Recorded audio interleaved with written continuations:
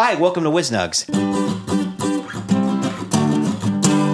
Today we want to talk about something that they brought up in the recent Ant-Man movie. Yay, Ant-Man! Spoiler alert, we might bring up a couple of things that happened within the movie, basically a premise that was introduced in the movie, but we might have to bring up a couple of items in order to give it proper reference. So, if you have not seen the movie, and as much as we'd want you to watch this as soon as this is released, we understand if you need to go watch the movie first, and then you're going to go and hopefully watch this WizNugs episode. Very mild spoilers. Very mild. We're going to try to keep it to a minimum. So what's being brought up in this particular movie is at the very beginning of the movie, you see Paul Rudd's character, Ant-Man.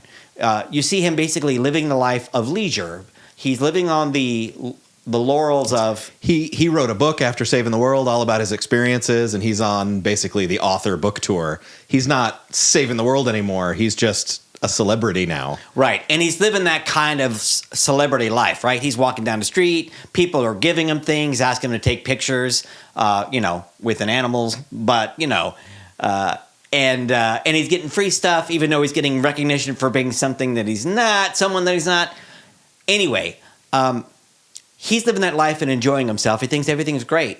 The daughter, who is now a little bit more grown up, is not happy with him because she feels that he needs to live up to a particular standard that he has because of the moniker of being an Avenger and being part of the superhero team. She's out there doing things that he doesn't necessarily approve of because even though he understands the motive behind what she's doing, he doesn't necessarily agree with the way that she's doing it. And so you have this contention that goes through the movie where they still love each other, but they're both kind of at odds because they're not living up to the expectation that they've set up for the other person. So the reason that I wanted to bring that up is because I found it very interesting that this is a typical, I would say it's a trope in almost a lot of cases. Well, sure, they have to blow the tension up to bigger levels so that it plays better on the screen. Right. And so obviously, even in this movie, we know it's a superhero movie, and we know that it's going to be the extreme dynamic of you're doing something crazy and dangerous and not my daughter, and well, you're just living the life of a has-been and you're not even trying anymore. And so you get into this weird dynamic of why do I have to live up to this expectation that other people have of me? Now, knowing the character that Ant-Man is in the movies is a lot of the times it's not something he's actually choosing to do. He gets forced into it. The only time that he actually chooses to go be part of something, for the most part, is in Civil War when he's asked to go help Captain America, right? Yeah. But the rest of it is really almost happenstance. He didn't want to put on the Ant-Man suit and become Ant-Man. He had no interest in that whatsoever. But he rises to the challenge, and, he's got successful movie after successful movie because of it. Right. The point I'm trying to bring up here, and I realize I digressed a little bit. That's what we do. Right? Come on. The reason I brought it up. We'll bring it around. We'll get there, I promise. Is the expectations that other people put on us of how we're supposed to live our lives according to what their vision of us are, of what we're supposed to be doing.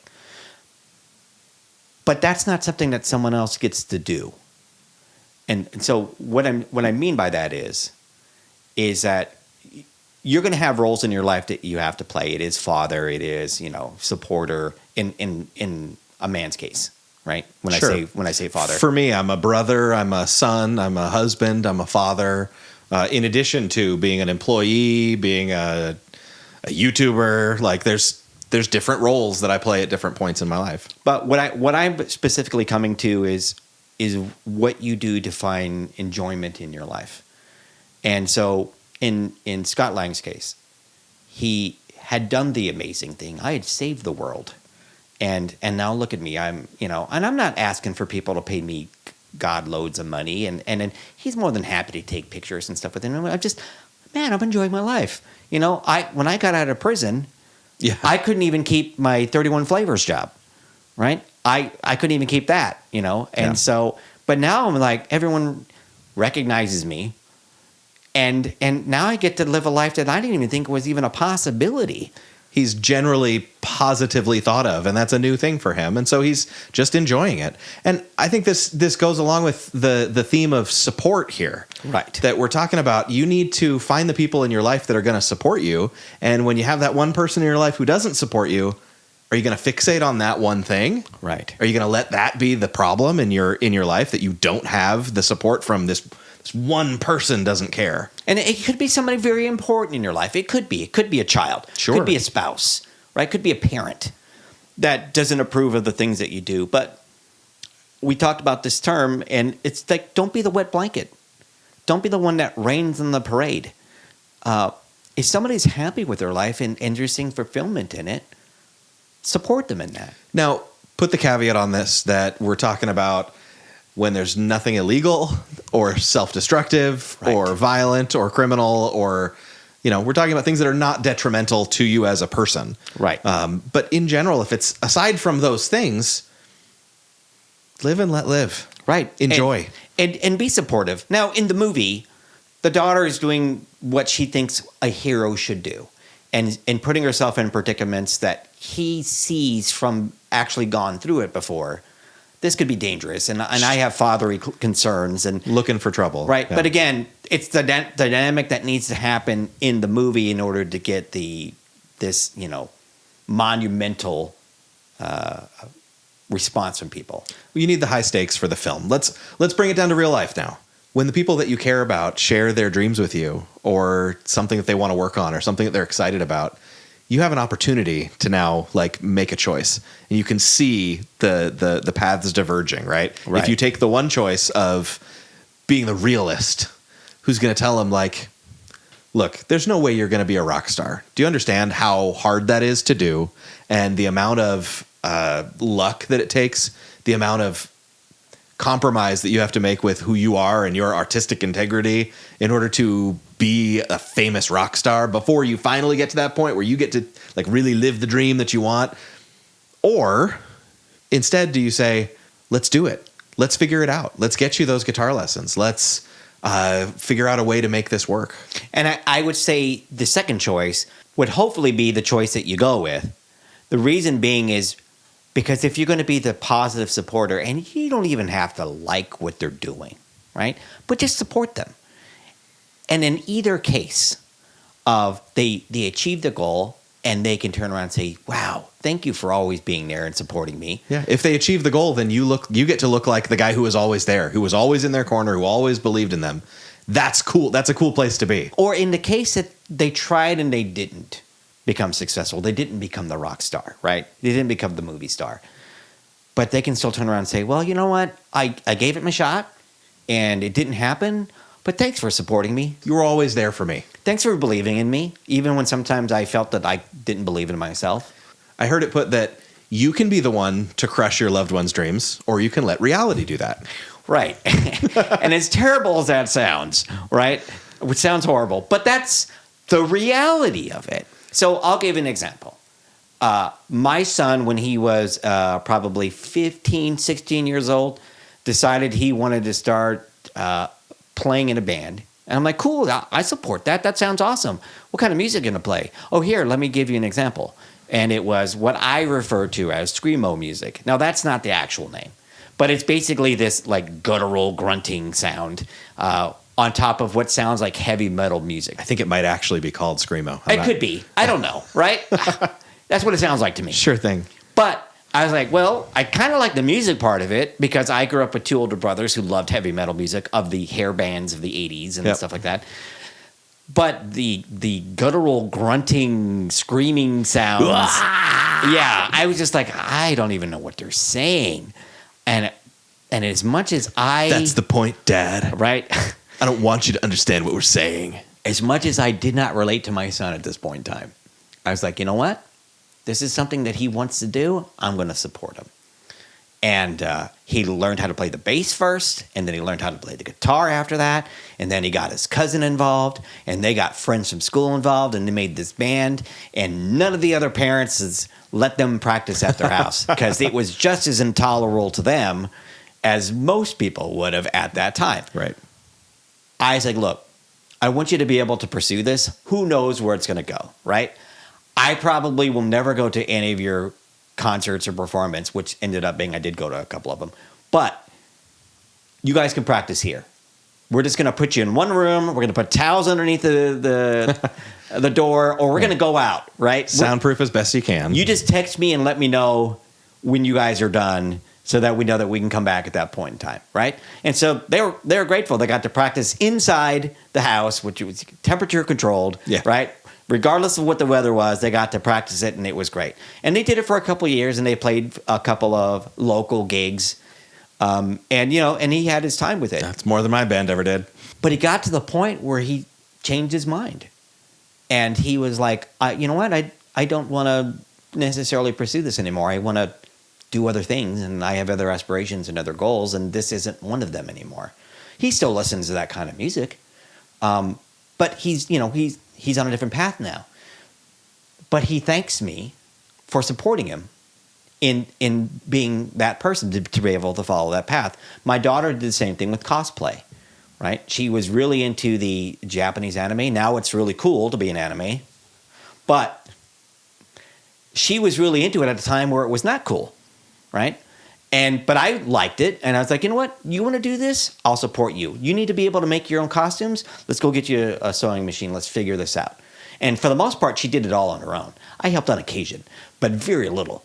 She did the majority of it. She taught herself how to do it, and we supported her. And I took her to these conventions, and I went into the conventions with her, and I sat through panels and all the things and all these little cafes and stuff that they did. And because I was like, look, I may not be into the cosplay part of it, and I'm not even into any of these anime shows that you're watching. I'm into, my particular kind. But you're there to support her. Yeah. And that's what it was about. And it's not about me. The relationship and being that support. Yep. And sometimes being supportive means going to things that aren't your thing because they are the thing of the person you care about. Right. And does she do that anymore? No. But she's learned skills from that she's doing stuff with now, which is great.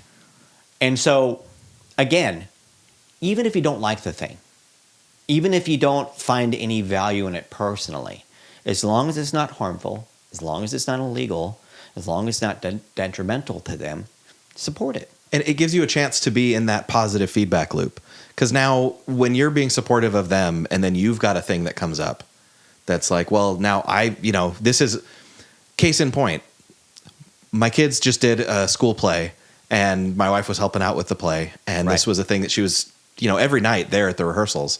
And that kind of sparked the bug in her seeing the performances of these kids doing a play. And so she's tried out for a play. And it's awesome and fun and exciting to be on the positive feedback loop side of this and not saying, well, you're probably not going to get the part. I mean, you haven't acted in a long time and, why would you get the...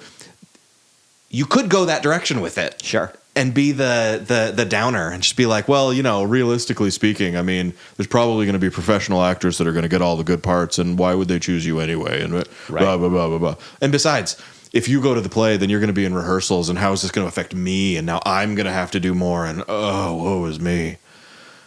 Or the other side of it, which is a lot more fun, is, let's do it. That's awesome.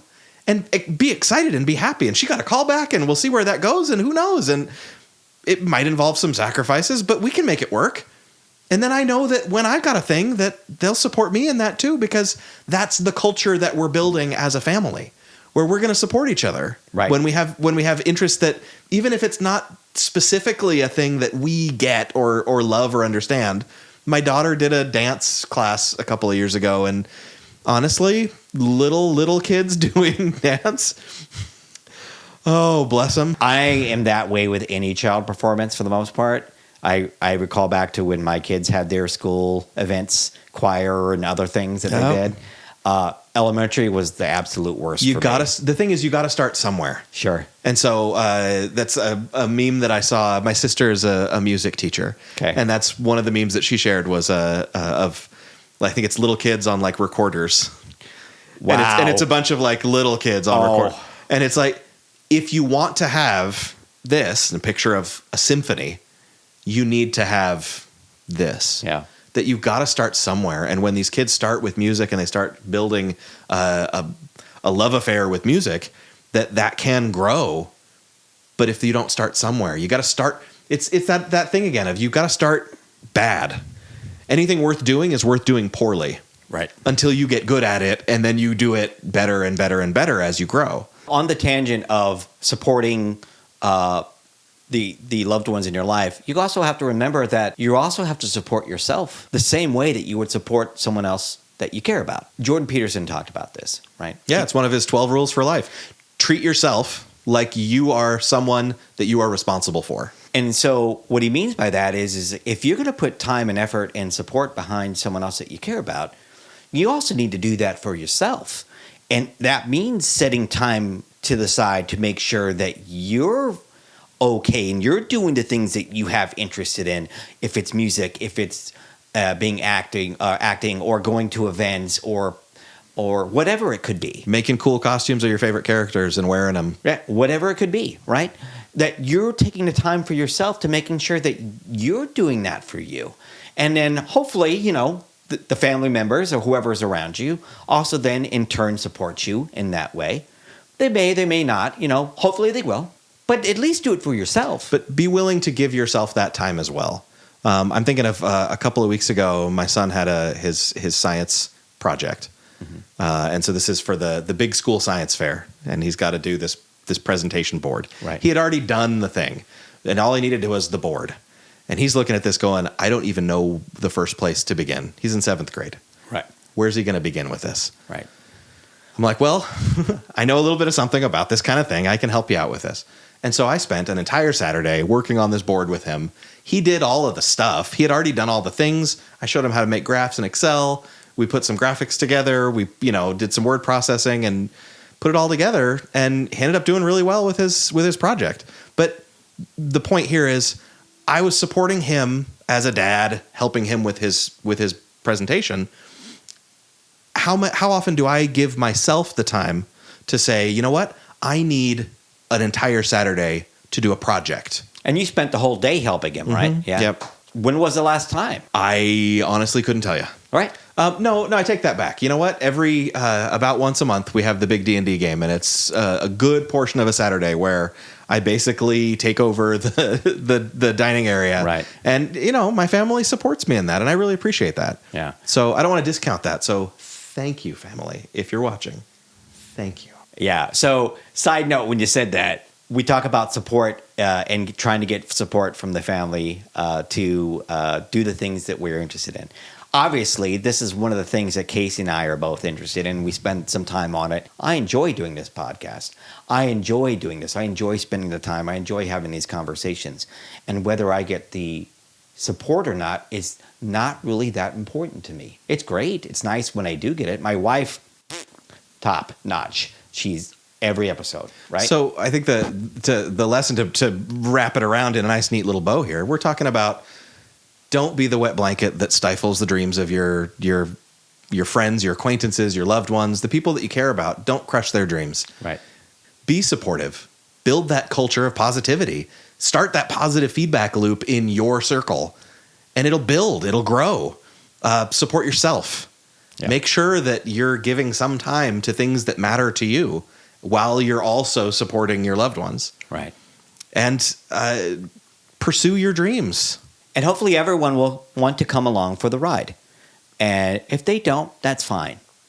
Hopefully they will. But support yourself and don't worry about what other people's expectations of what your life is and what brings you happiness. You just focus on that. If you want to be a former Avenger that writes books and narrates them, go for it, man. And only by happenstance. You do you, Scott Lang. Yeah, and only by happenstance do you actually become the hero because it was forced upon you and you again and again and again. And you decided, well, this is the thing that I need to do. Yep. So once again, thanks for joining us on WizNugs. Sorry for any spoilers that we gave. Hopefully you have seen the movie beforehand. If not, we highly encourage you to go watch it. It was very enjoyable. And thanks again for joining us. See you next time. Thanks for joining us today on WizNugs. If you liked what you heard, spread the word. For more information, head over to mywiznugs.com.